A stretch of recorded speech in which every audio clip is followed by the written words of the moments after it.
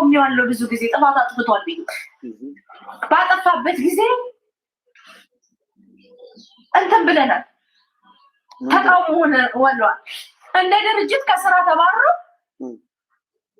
ቅጣቱን ተቀጥቶ ሲስተካከል ወደ ስራው እንዲመለስ ተደረገ ምንም አላለም ትንፍሽም አላለም ወጥ እንኳን ሶሻል ሚዲያ ተቃውሞ አላቀረበ ይሄ መንጋ እኮ ለረጅም ጊዜ እኮ ነው ስንቱን የበላ የዝናቡ ስኳድ እኮ ለረጅም ጊዜ ነው ስንት ንጹሃንን የበላው አስካል ደምን ላይ ያሰራት ራሱ ዝናቡ ነው ሄዱና ጠይቁት እኛ ሶሻል ሚዲያ ላይ ወጣን ስጥፍ ማለት ነው ሰው እንዴት አማራ ነፃ ላውጣ ብሎ የሚሞት ወገን አለኝ ብሎ ወጥቶ ነው በገዛ ወንድሙ እንዴት እንደዚህ ይደረጋል ጋይስ እንዴት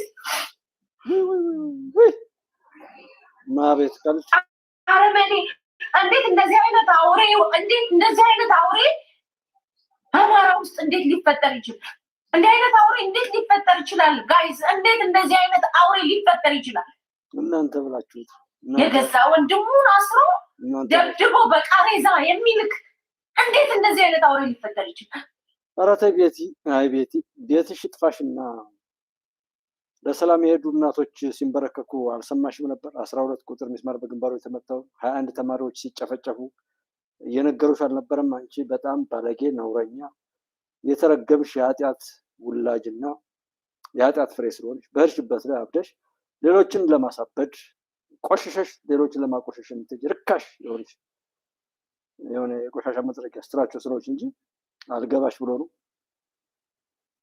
ደብረ ማርቆስ ላይ ለሰላም የሚወጡ ሰዎችን ቦምባ ፈንድታችሁ ጨፍጨፉ ያልሽ ስትሰጪ አልነበረም መድኃኒዓለም አንቺን የሚመስሉ ሰዎችን ያው በደገሳችሁት ይጨፍጭፋችሁ እንጂ የዛ ህዝብ እንባማ ገና ይፈረዳችኋል እንደው መች ተነካል ልጆቹን ከትምህርት ቤት ለ3 ዓመት የከለከላችሁበት ስራ ያጣው ማዳበሪያውን ሰርቃችሁ የሸጣችሁበት ሚስቱንና ልጆቹን የደፈራችሁበት ቄሱ ምኑ አግታችሁ እንደበግ እንዲቀበል እንደዛ ያደረጋችሁት ስንት ነው ራላ ሰሊጡን ያቃጠላችሁበት እና እቺ እርኩስኔ የምናገረው ሌላ ነበረኝ የተከበራችሁ ወንድሞችን እዚህ ያላችሁ በጣም ትልልቅ ሰዎች ስለሆናችሁ ከኔ የምትበልጡ ስለሆናችሁ ዛጋ ላለ መናገር ጥረት ታረጋለሁ ብቻ ግን ታውቃታላችሁ በጣም የተረገመች የሌሎችንም እንደዚህ ከሆነማ ገና ነው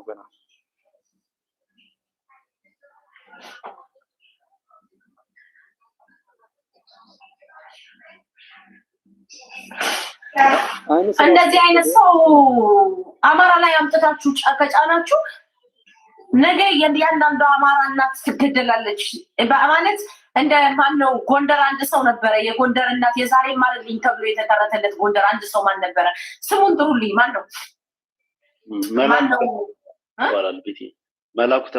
የመላኩ ተፈራ አይነት ሰው ነው ዝናቡ መላኩ ተፈራ አይነት ሰው ነው ዝናቡ አንቺንም ወደ መሰሎችሽን ራሱ ዝናቡ ከየት መጣ ማን ያመጣው እንዴት መጣ በምን ተቆጣጣሪዋለሽ እሱን ለማድረግ ነው አሁን እየተናገርሽ ያለሽው ማን ነው እንደዚህ ያለው ለምን ተነስተሽ ባለቤት አልባ የረከሰ በህይወቱ መሰናክል የገጠመውና ተስፋ የቆረጠው ተሰብስቦ ሌሎችን ተስፋ አስቆርጦ በጥፋት ራሱን ለመግለጥ የመጣበት የባለጌዎች ስብስብ ነው እሱን ለዛ ነው እንደሚገባው ምላሽ ገና ናችሁ ከወለጋ የተፈናቀሉት ወንድሞች እንባ አለ እሱ ይፋረዳችሁ የሚያለቅሱ ሰዎችን እንባ እግዚአብሔር ይተሳሰብ ያለ ነው ማለት ዘመነ ካሴ ከብአዴን እስከ ግንቦት ሰባት ከግንቦት ሰባት እስከ ብልጽግና ዘመነ ካሴ መጀመሪያ የኮራ አባል የነበረ የብአዴን ከትራንስፖርት ሚኒስትሯ ጋር እንደውም ፎቶን አይታችሁታል ከዛ ጀምሮ የነበረ ነው ምንም ይሁን እንግዲህ አሁን አማራ ነው አማራ አይደለም ዘሩን አይደለም አሁን ፖለቲካ ነው ዘሩ I don't care አማራ ሆኖ ከገዱ አንዳርጋቸው በላይ የጎዳናል እንዴ አማራ ሆኖ ጠለምትን እያለ ከአባይ ወልዱ ጋር አማራን ያጠፋው ከገዱ አንዳርጋቸው በላይ ጠላታለን እንዴ የለንም እኮ አማራ ስለሆነ አይደለም እኔ አሁን የመጣበትን ሂደት ነው የምነግራችሁ ዘር ቆጠራ ላይ አልገባብኝ ምን አገባኝ ከባህሬን ዘራት ቁጥር ግን ያንን ነገር ለመፍታት ሄድኩኝ ነው። እኔ አሁን ማንም ሰው ምንም ወሬ ያውራ፣ ምንም አይነት ችግር ይተርትር ይናገር፣ እሱን ለመፍታት አብሮነት አለ ወይ? ይሄን የሚያወሩ ሰዎች አብሯቸው ካለ ከእናት ከአባታቸው ከእህት ከወንድሟቸው ከጓደኛቸው ከመስሪያ ቤታቸው እንደው ወደድኩት መወደድ ካለበት ላይ ይዋደዳሉ። የተበደሩትን ገንዘብ መልሰዋል። እውነትን ይኖራሉ። ሃይማኖታቸውን ያከብራሉ። ባህላቸውን ያከብራሉ። እናት አባትን ይታዘዛሉ። መታዘዝን ያውቁታልን? ምክንያቱም በአንዳነት ሸቀጥነት ሸቀጥ ደግሞ ማንም የፈለገ ይገዛል። አሁን የፈጠራችሁት መድረክ እኮ ከሌ አሁን ያለው ስርዓተ መንግስት በዛ በነበረው እኔ እንኳን ብዙ ነገር አውቃለሁ እንኳን አሁን ያለው ስርዓተ መንግስት ምክንያቱም መንግስት ሲባል በጣም ብዙ ሰዎች የሚሳተፉበት ብዙ ዋጋ የከፈሉት ወንድሞች ያሉበት ነው። እነዚህ ወንድሞች የሚያውቁትን ይዘው ቢገቡ አማራ ክልልም ሆነ የትኛውም ቦታ ላይ እንደ ሸቀጥ የሚቸበቸብ አንዳርጋቸው ጽጌን ጨምሮ እንደ ሸቀጥ መሸመት አይችልም የኢትዮጵያ መንግስት። እነሱን እንደፈለገ እንደ ሸቀጥ ሸምቶ በፈለገው ሙቀጫ መውቀጥም ሆነ በፈለገው ጨለማ ቤት ውስጥ ማሰር አይችልም።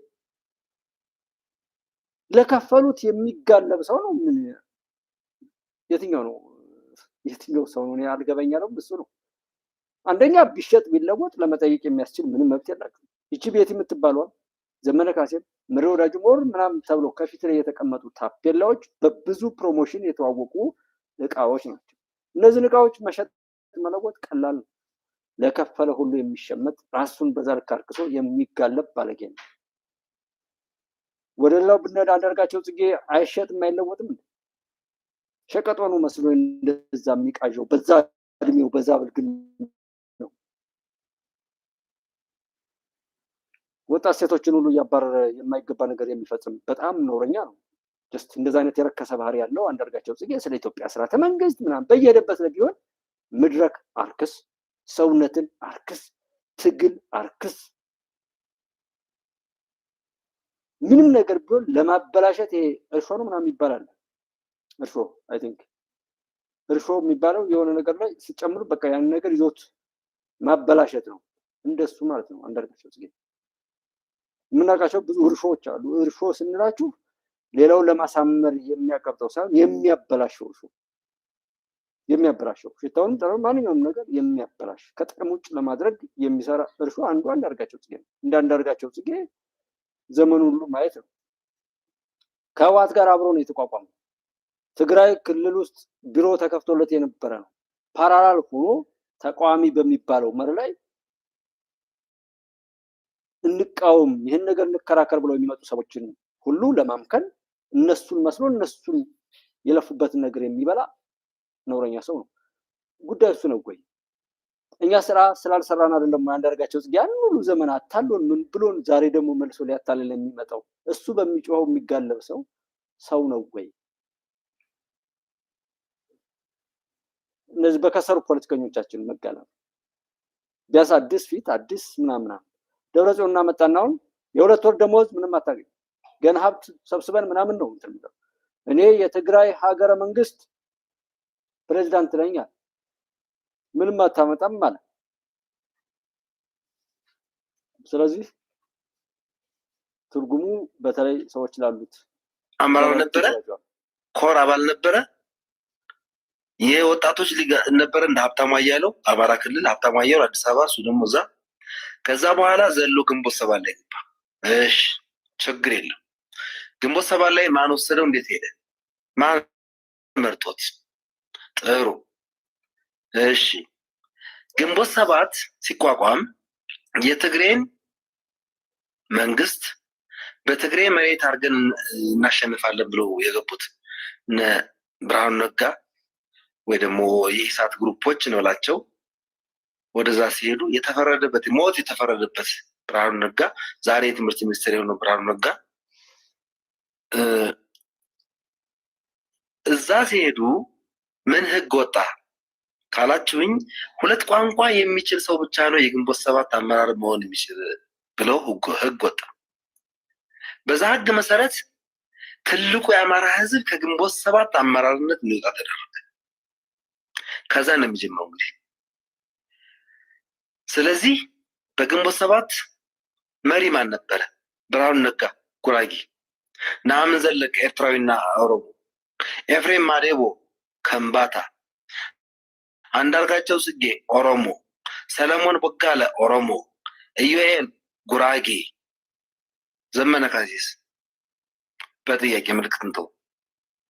እሺ አማራ ይሆንሽ ግን ሁለት ቋንቋ የሚችል ብቻ ተብሎ ህግ ወጣ። ከ9 አመራሮች ውስጥ ግን አማራ እንደ አማራነት የሚሸተው ዘመነ ካሴ ብቻ ነበር። ከዛ ውጭ ያሉት ግን የአማራ እንትን የሌላቸው። ለምን የሆነ ብለን መጠየቅ አለብን። እሺ ችግር የለም። ከዛ በኋላ የግንቦት ሰባት አመራሮች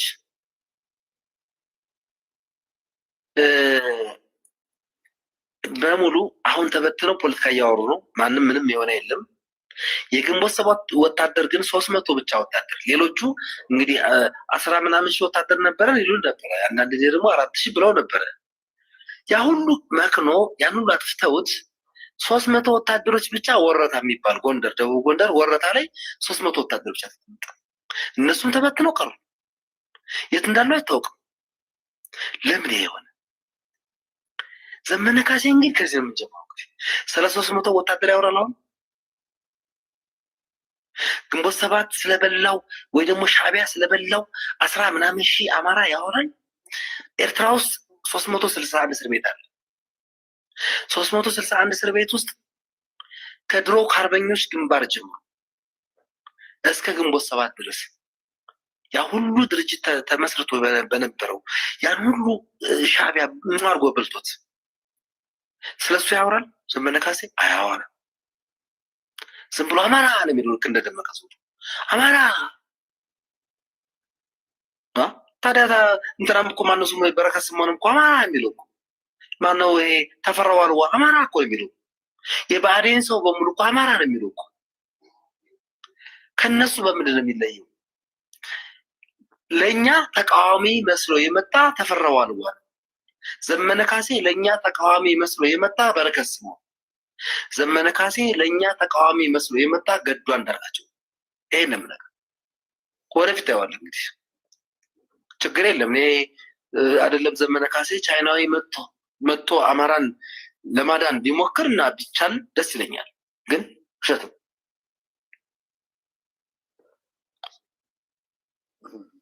ግንቦት ሰባት 76 ማነው? በግንቦት ሰባት 300 ወታደሮች የግንቦት ሰባት ወታደሮች 300 ወረታ መጡ። ያው የመጡ 300 ወታደሮችም አብይ አህመድ መጣ ሲባል ነው። ሌሎችን በልተው ሌሎችን ሁሉ ገለው አጥፍተው የት እንዳሉ አይታወቁም። ይሄ ብቻውን አራት መሳብ ራሳቸው ገለው ነው የመጡ ማለት ነው። እንደዛ ነው የሚሰው ይሰጣል። እሺ ችግር የለውም። የኦነግ ወታደሮች ግን 76,000 የኦነግ ወታደሮች ሻዕቢያ ውስጥ የሰለጠኑት ግን መጥተው ወለጋ ላይ አልሰፈሩ 76,000። ይሄ እኮ ነው ልዩነቱ፣ ሰፊ ነው። 76,000ዎቹ ኦነግ ሸኔ ተብለው በጃልመሮ ምናምን ከዛ ማካሄድ ደግሞ እኮ የጃልመሮ ምክትሎች እኮ መጥተው ቤተመንግስት እኮ ቁልፍ መኪና ተሰጣቸው፣ ቤት ተሰጣቸው እኮ ቤተመንግስት ገቡ እኮ የሱ ምክትሎች እና ምን ነው ይሄ እኮ እና በመግባት እኮ ነው የሰላም አማራጩ እኩል ነው። አዎ ጃልሰኝም ገብቷል፣ ሌላውም ገብቷል። በቃ ጃልመሮም ገብቶ ሊሆን ይችላል፣ አታውቀውም። ያለማው ገብተህ መሞከር በምቀኝነት አልቃሻ ይሆናል። እከሌ የበለጠኝ እንደሆነ እከሌ ጠንቋይ ቤት ሄዶ ነው፣ አስጠንቁሎ ነው፣ ታቦት ሸጦ ነው፣ የሆነ ነገር ሰርቆ ነው፣ ባለስልጣን ዘመድ ኖሮት ነው እያለ አሽሟጣጭነት ትርክት አለኝ ሀገር አደገኛ። ሁሉን ነገር እያሳበቡ ማልቀስ እንጂ ሰው ሰርቶ ደግሞ አውቆ ይሳካለታል የሚለው እምነት እንዳይኖር አንዱ የትርክት ሰለባነት ነው። ኦኬ መሆን እኮ ነው እንደነሱ። አሁን ላወራው ጃልሰኝም በለው ኦነግ ሸኔም በለው ማንም በለው ያወራውን ነገር የሰውየውን ያወራውን ነገር በቃ ለመሆን ታዲያ መሞከር። እነሱ የናደረጉ እያለ ሲያማ ሲተርክ ስለዋለ እነዚህ ሰዎች ይበልጣቸዋል። እነዚህ ሰዎች እንትን ይላል። አሁን ስለ ብልጽግና ሲዘምር ብልጽግናን ሲሰድብ ዶክተር አብይን ለማጣጣል ሲሞክር ምናምን ይጋጋጥ ብዙ ሰው አለ። በዶክተር አብይም ሆነ በስርዓተ መንግስቱ ላይ አንድ ሰው ስለ አንድ ሰው ሌላ ተወዳዳሪ ነው ስለሚለው ሰው ሲያወራ በማመስገን የሚሆን በማጣጣል እዛ ቦታ ላይ ከዋለ እንደዛ አይነት ሰው ርካሽ የለም። ምክንያቱም ያ ሰው በቃ ኋላ ቀር ነው። ምንም ሀሜት ብቻ ነው የሚችለው እንጂ ሰዎችን በስራ ተወዳድሮ የሆነ ነገር ሊያሳየው የሚችለው ነገር የለም። እግር መጎተት፣ አቃቂር ማውጣት፣ በቃ በውስጡ የታጨቀውን እርኩሰት ሲተፋ ብቻ። ብዙ ጋዜጠኞችና እንደዛ የምናያቸው ስለ ብልጽግና ሲያወሩ ይውራሉ፣ ስለ ዶክተር አብይ ያወራሉ፣ ያጣጥላሉ፣ ያደንቃሉ። ነቲንግ ስለ ራስ ስራ ያንን እኛ እናድርግ። እንደ ግለሰብ ያለን ሰዎች በቃ ይሄ ነገሩ ይሄ መንግስት ጥሩ ነው፣ ይሄ ነገሩ ድክመት አለበት እንበልኛ። እንደ ፓርቲ የሚወዳደር ሰው ወይም ነፃ አውጪ ነኝ ብሎ ይህን መንግስት ገለብጣለሁ ብሎ የተነሳ ሰው ግን ስለ ራሱ የሚገለብጥበት የራሱን የሆነ በላጭ ወይም ከሌሎች የተሻለ ሊያደርገው የሚችለው ነገር ላይ ያወራል እንጂ ስለ ብልጽግና ካወራ የብልጽግና ይፍታቸው። በቃ መቼም ቢሆን ስለማይደርስበት ነው እዛ ጋር በሀሜት የተጠመደው። ዶክተር አብይን እያማ እየቦጨቀ የሚውል ከሆነ በቃ ዶክተር አብይን መቼም ቢሆን እንደማይደርስበት ለራሱ ነግሮታል። የሚችለው ማማት መቦጨቅ ነው። ከዛም የተደናቆረና በእንደዛ አይነት ጥመት ውስጥ የኖረ በየቤቱ በየመንደሩ ስኬት የራቀው በነውር በኃጢአት የበሰበሰ ሰው ይከተለኛል እኔ የሚመስል የጥፋት ኃይል ብሎ ያ ቢቀር እኮ የተሰጠው ፍርድ በቃም ጥሩ አይደለም ያልናቸውን ማረሚያ ቤት እየሰበረ ወንጀለኞችን እየበተነ ሄደው እኮ እስከሚሞቱ ድረስ ለጥፋት ከኔ በላይ እየተባበሩኛል። እኔ እስከምሞት ድረስ ህዝብን ላጠፋ ነው የመጣሁት። ይህን እቅዴን ለማሳካት ፍርደኞችን ተስፋ የቆረጡ ሞትና እድሜ ልክ እስራት የተወሰነባቸውን ሰዎች ብለቃቸው ህግና ስርዓት አልበኝነትን አንድ ማረሚያ ቤት በትነህ ከለቀክ በኋላ አንተን አሳድጃ አጠፋለሁ እንጂ የተፈረደበትን የበተንክን ሰው አንተ ህግ ታስከብራለህ፣ ህግ ታከብራለህ ብዬ ተስፋ አደርጋለሁ። ከአንተ ጋር የተነካኩትን ሁሉ ነው በጭካኔ ያለ ርህራሄ የማትድን የማትድኝ የማትድኑ ስለሆናችሁ በጭካኔ የማጠፋችሁ እንጂ እስረኛን የበተነን ሰው እንደ ሰው ቆጥሬ ጭራሽ ህግ ይሰራል ህግ ያከብራል ብዬ ላስብህ ትፈልጋለህ? በቂ እኮ ነው ለሚሰማ አእምሯችን ጤነኛ ለሆነ ሰው ለመሆን ከፈለግ ከገባንበት ችግር ውስጥ ለመውጣት እያወራን ከሆነ እስረኞችን የሚበትን ሰው ምን ፈልጎ ነው? እስረኞች የታሰሩት ምን ሆነው ነው? የትግላችን ኦር የብጥብጡ መነሻ እኮ ትግል የሚባለው ቢያሳፍረኝ እንደ መጀመሪያው ግን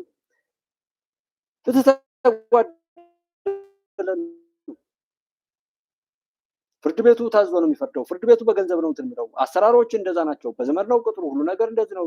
የተበላሸ ነው ብለናል። የተነሳ ነው አዲስ አበባ መግባት ተከልክለሃል ያልከውን የአማራ ህዝብ እሺ ከትምህርት ዓለም ሲገለል ነው፣ እስረኛ ሲበትን ነው አዲስ አበባ መግባት የሚችለው። ትምህርት ቤት ሲያወድም ነው፣ መምህራን ሲጨፈጭፍ ነው፣ የሃይማኖት ተቋማትን የገዳዮች መናኸሪያ ሲያደርግ ነው፣ ማዳበሪያ ሰርቆ ሲሸጥ ነው፣ ሰሊጥ ሲያቃጥል ነው፣ ሰዎችን እያገተ ገንዘብ ሲቀብል ነው፣ መንገዶችን ሲያግት ነው፣ ሃይ ወይ ኦር ሃይ ኤሌክትሪክ የሚተላለፉባቸውን መስመሮች በጥይት እየመታ እያወደመ መሰረተ ልማቶችን እያወደመ ህዝብን በጨለማ ውስጥ ሲያኖር ነው። ከዛ በኋላ ነው ወይ አዲስ አበባ ህዝብ እንዴት አይነትማ ጀግና ህዝብ የለም እንዴ!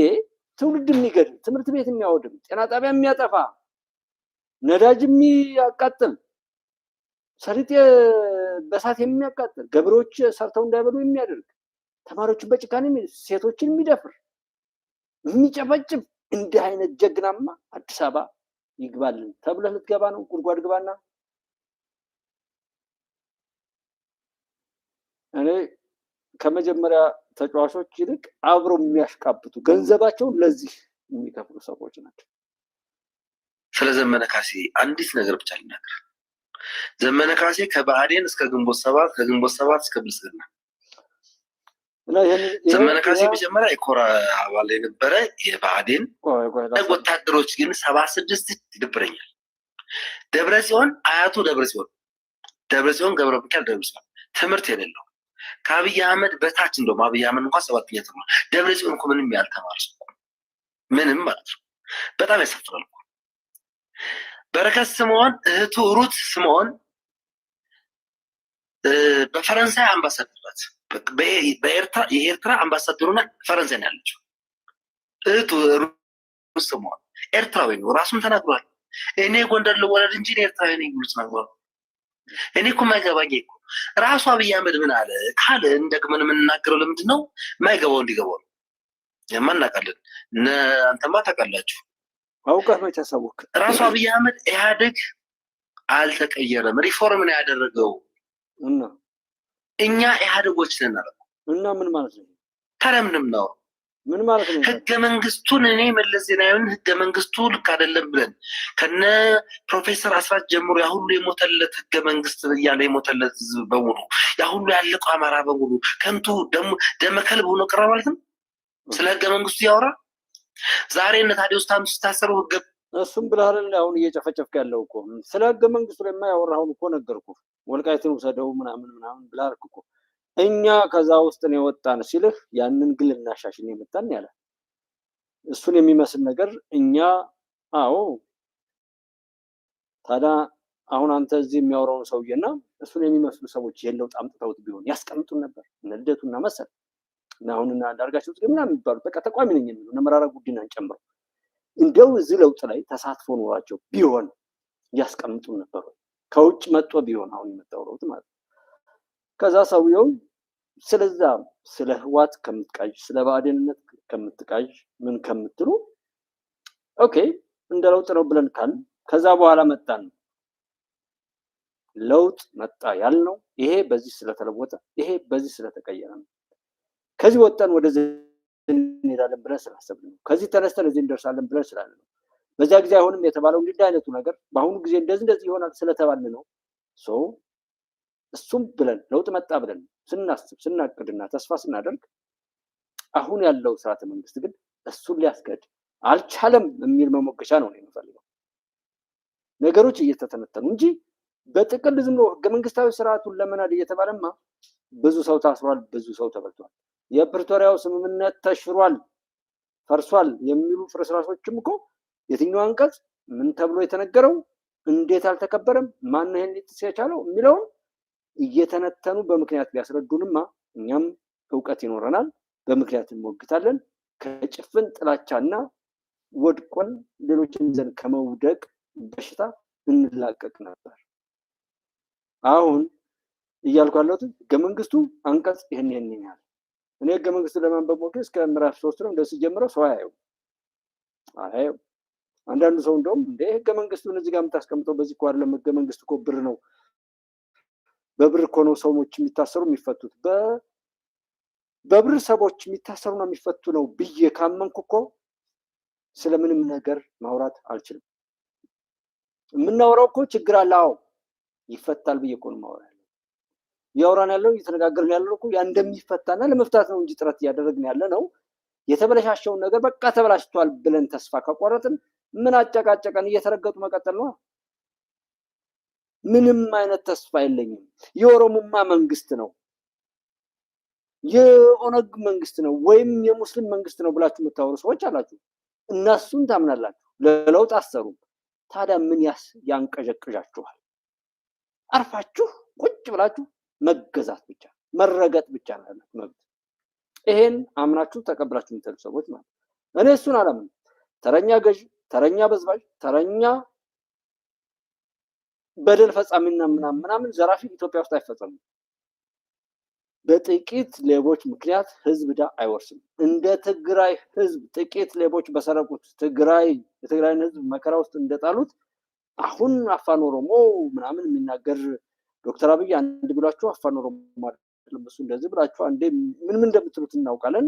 ግን አፋን ኦሮሞ ስለተናገረ ዶክተር አብይ አፋን ኦሮሞ የሚናገረውን ህዝብ የልዩ ተጠቃሚ አድርጋችሁ እንዳልታሸክሙት እሱን እኔ አልፈቅድማ። የኢትዮጵያ መሪ ነው፣ የኢትዮጵያ ልጅ ነው። ነገ ደግሞ ሙስጠፋ ቢመጣስ? ከዛ ተረኛ ዘራፊ ደግሞ የሶማሌ ህዝብ፣ ከዛ የሆነ ጊዜ ደግሞ እናንተ ይሄንን የምታወሩ ሰዎች አማራ ነኝ ብላችሁ የምትቀባጠሩ ቅዠታሞች ከሆናችሁ አማራ ላይ ስልጣኑ ቢሄድ ተረኛ ሌባ ልትሆኑ ተረኛ ዘራፊ ልትሆኑ ነው ያሰባችሁ? ይሄ እንደ አይነቱ መከፋፈል ጠላት አቅዶ የሚሰራበት የረከሰ ዘላቂ እኛን የሚያጠፋ ለሱ ደግሞ ትርፋማ የሚያደርገው ወጥመር ነው። ቀርጭም ምናምን የሚባል ነበር። በጣም አደገኛ የሆኑ ነብርና ሌሎች አውሬዎችን ለመያዝ የሚያስችል ቀርጭም ነው ምናምን የሚባል የሆነ እንደሱ አይነት ወጥመር ነው ለመስራት የምትፈልጉት። አይቻልም። ሰዎች በስራቸው ይተቻሉ፣ ይመሰገናሉ ወይም ይሸለማሉ። ላይክ ከዛ ውጪ እንደዛ አይነት የተንሸዋረረው ምሳሌ ለራሳችሁ አርጉት ከቻላችሁ ዳኑ። ከዛ ውጪ ግን ለመላው ኢትዮጵያ እኛ ከወደቅንበት ነው የተማርነው፣ ከተሰቃየንበት ነው የተማርነው። በዝንጀሮና ጦጣ ታሪክ ወር ሰዎች በታሪክ ላይ በጻፉት መጽሐፍ አይደለም የተማርነው። ፖለቲከኛው እንደ ፖለቲከኛ አልሆን ብሎ ምሁርነት ዋጋ አጥቶ ሁሉ ነገር ረክሶ በደረሰብን መከራ ራሳችንን አስተምረን እዚህ ደርሰናል። እና አሁን ከየትም ይምጣ ከየት ኢትዮጵያን የሚያገለግል ከሆነ የኢትዮጵያ መሪ ነው። ከአፋር ይምጣ ከሶማሌ፣ ከጋምቤላ ይምጣ ከቤንሻንጉል ጉሙዝ፣ ከትግራይ ይምጣ ከኤርትራ። እኛ እያወራን ያለው አሁን ኤርትራን ማካተል ኤርትራ ውስጥ ያለውን በሽታ ጠርገን በዘላቂነት ለሀገራችን በሽታ የሆነውን ነገር ነቅለን ለማጥፋት መንግስቱ ካደለም ማነው ህገ መንግስቱ ለመናድ እየተባለ የምታስሩት። ስለዚህ አሁን ኤርትራ ነጻ ብትወጣ እኮ ሻዕቢያንና የሻዕቢያ በሽታን እየተሸከሙ የሚመጡ ዘመነ ካሴና መሰል ሰዎች አይኖሩም ነበር። ስለዚህ ኤርትራን ጨምረን እናጸዳ መዝራት ስላለበት የኤርትራ ህዝብ ነጻ መውጣት አለበት። ቆሻሻው መጥራት አለበት። አይደለም ትግራይ ማለት ነው። ህገ መንግስቱን ለመናድ ተብሎ የታሰሩ ለማን ናቸው ካላችሁ በፖለቲካ የሚታሰር የኦሮሞ የአማራም ሰው ህገ መንግስቱን ለመናድ ተብሎ የሚታሰር ፍርድ ቤት ሲቀር ህገ መንግስታዊ ስርዓቱን ለመናድ ሞክረሃል ይባላል። አሁንም በመለስ በኃይለማርያም ስለዚህ አንድ አይነት ሲስተም ነው። አሁን ይህንን የሰዎችን እኮ ይዘረጉታል። ይሄ በውስጥ የምትይዘው ለምሳሌ በቃ ለመፍትሄ የምትሰራ ከሆነ ሰዎችን ተስፋቸውን ለማስቆረጥ ከሆነ አሁን ይሄ ልጅ እንደሚያወራው ማውራት ነው። በቃ ተበልታል፣ ከሌ እንደዚህ ብሎ ወስዶባል፣ የድሮውን ትጠቅስለታል። አሁንም የበለጠ እንደተረፈና እንዳተረፈ ሳይሆን ጭራሽ የበለጠ እንደተበዘበዘና ኪሳራ ውስጥ እንደገባ ከነገርከው ጨርቁን ጥሎ እንዲያብድ ነው እያረካ ያለው። ይሄ የጠላት ስራ። እስኪ እህት ወንድሞቼ፣ የተከበራችሁ የጉባኤ ኢትዮጵያ ቤተሰቦች፣ የቄሳርን ለቄሳር ነው ሰዎች ልምከርበት።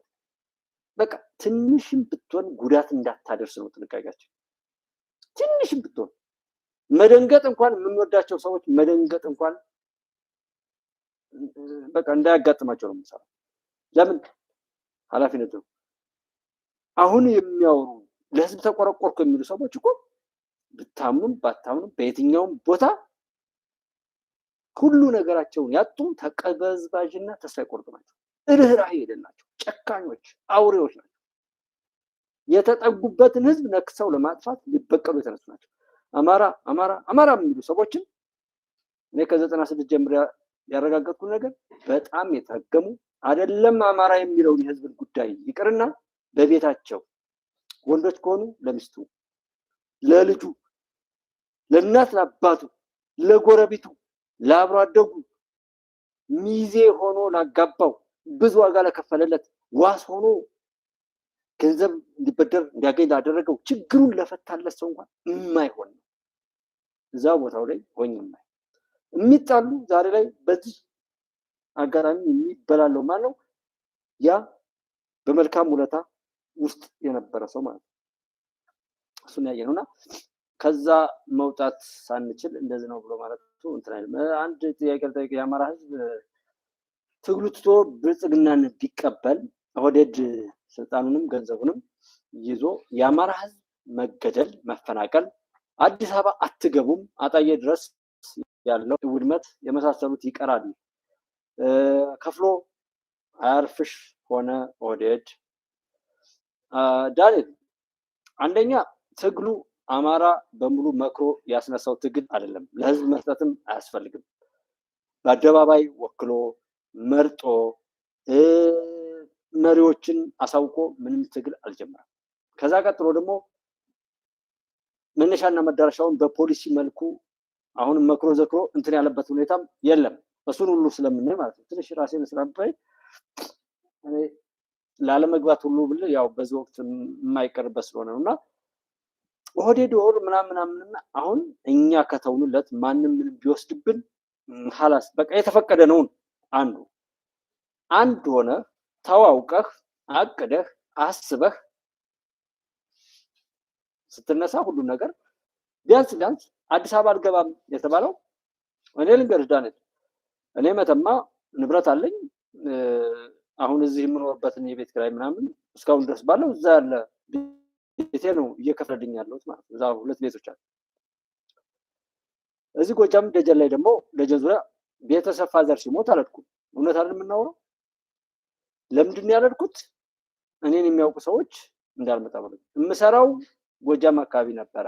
የስራ ቢዝነስ የተቋርጧል። ስንት ዓመቴ ነው? 3 ዓመቴ ነው። ስራ የለኝም፣ የምበላው የለም።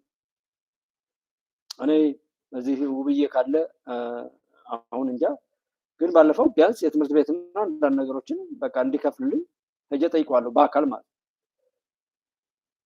እስከዛ ድረስ ችግር ውስጥ ነኝ ያለሁት እኔ አሁን ለራሴ ማለት ነው። አሁን እኔን ስለሺ ማን ነው ጥላት ብትለኝ አማራ ክልል ውስጥ ብጥብጥ ያስነሳል ሁሉና ያንን የደገፈው ሁሉ ለኔ የመጀመሪያው ጥላቴ ነው። ምክንያቱም እንዳልኖር ያደረገኝና የምሰራው ስራያን ያሳጣኝ ህይወቴን ሁሉ ያመሰቃቀለው አማራ ክልል ያለ ይሄን ብጥብጥ ያስነሳ ይሄን ብጥብጥ የደገፈ ሰው ነው። አሁን እኔ የምበረው በይፋ እዚህ እኔ ሚዲያ ላይ ሆኜ መለመን ስለማልወድ ነው እንጂ የለኝም።